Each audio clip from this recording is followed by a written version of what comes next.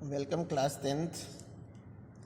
Children, last turn पे हम लोगों ने डीसी मोटर का प्रिंसिपल देखा था, उसके यूजेस देखे थे और कंस्ट्रक्शन देखे थे। अब मैं कंस्ट्रक्शन से ही आगे कंटिन्यू कर रहा हूँ। आपको मैंने बताया था कि डीसी मोटर में या इलेक्ट्रिक मोटर के 4 मेन पार्ट्स होते हैं। जो फर्स्ट पार्ट था वो है फील्ड मैग्नेट। फील्ड मैग्नेट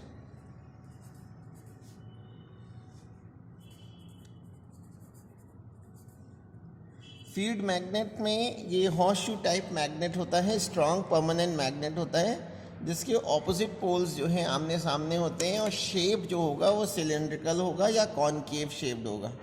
तो इसमें मैं दो लाइनें लिख दे रहा हूँ जिससे आपको दिक्कत ना हो। तो फील्ड मैग्नेट क्या होता है? It is a strong permanent magnet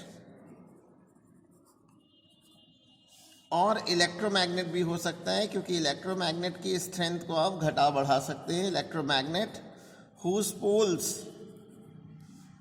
poles कैसे होने चाहिए? कॉनकेव शेप्ड या सिलिंड्रिकल होने चाहिए। Whose poles are cylindrical.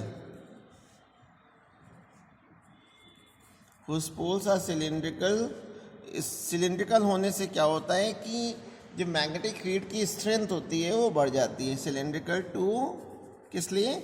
To increase the strength of magnetic field।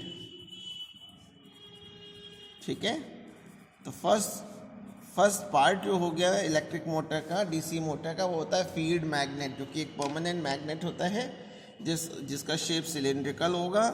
और सिलिंड्रिकल शेप होने का ये आपको डायग्राम भी मैं दिखा दूं। ये सिलिंड्रिकल शेप्ड मैग्नेट है जिसके पोल सामने सामने हैं। ये इलेक्ट्रोमैग्नेट भी हो सकता है अगर आप उसकी स्ट्रेंथ को बढ़ाना चाहते हैं। ठीक है, और सिलिंड्रिकल लेने का फ़ायदा क्या होता है कि जो मैग्नेटिक फील्ड होती है उसकी स्ट्रेंथ बढ़ जाती है।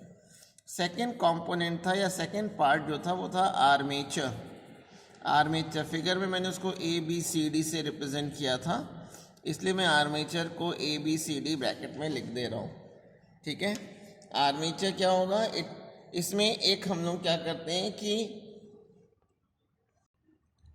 आर्मेचर में क्या होगा, इसमें हम लोग एक सॉफ्ट आयरन लेते हैं और सॉफ्ट आयरन के ऊपर इंसुलेटेड कॉपर वायर को लपेट देते हैं। खूब पास लपेट देते हैं, क्योंकि नंबर ऑफ टर्न जितना ज़्यादा होगा फील्ड की स्ट्रेंथ उतनी ज़्यादा होगी।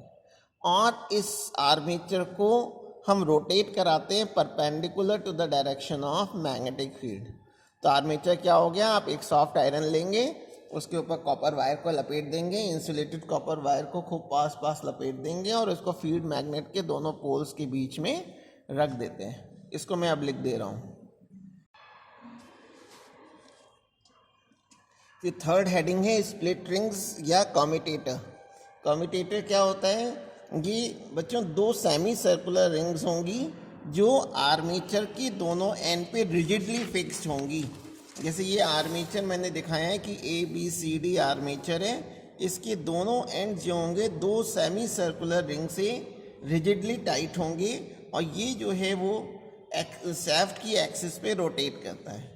ठीक है, तो there are 2 semi circular rings to which the 2 ends of the coil are attached।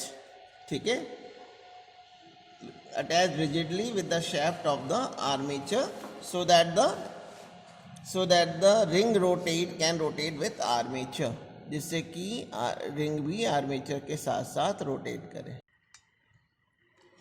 Yes children, split rings हम लोगों ने देख लिया था क्या होता है। स्प्लिट रिंग्स क्या होता है? आर्मेचर के जो दोनों एंड्स होते हैं 2 सेमी सर्कुलर रिंग से रिजिडली अटैच रहते हैं।